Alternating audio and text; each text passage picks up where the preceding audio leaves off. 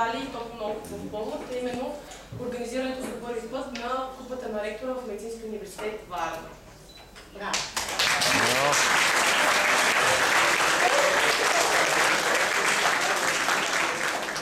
Радвам се, че в тази зала има хора, които освен учещи медицински науки се интересуват и от спорт, което е изключително добре.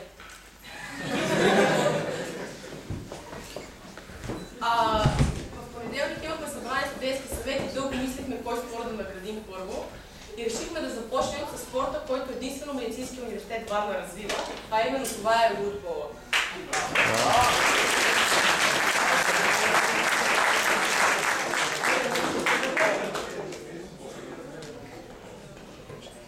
Искам да помоля професор Старова като председател на Федерацията по футбол и наш ректор да награди този така интересен и атрактивен, надявам се за всички студенти в медицинския отбор спорт. Да заповядат бронзовите медалисти отбора на стоматология, 2 момичета и 2 момчета да заповядат на сцената, те знаят какви са.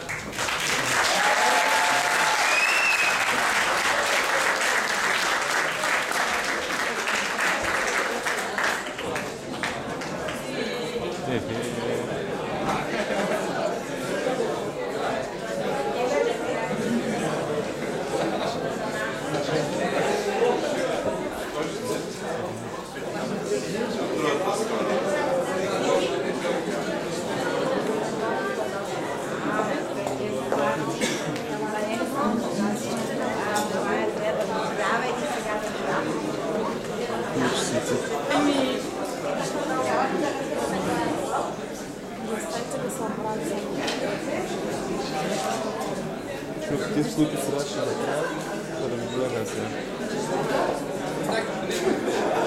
Иска ли да свински?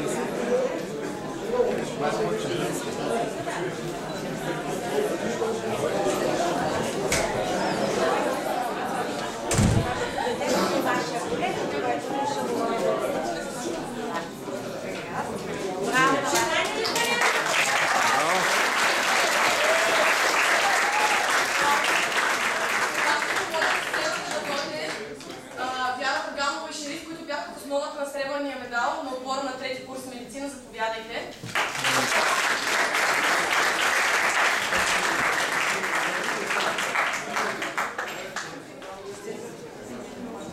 Много ви е интересно.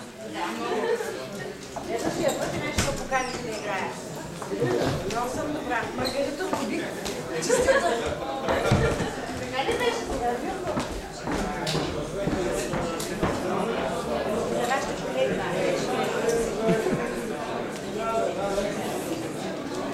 Сега ще помоля да дойде на сцената представители отбора на Медицинския университет Варна футбол, който за пореден път бе над всички, Асияна Борко, Евелина и Митко Бояджиев.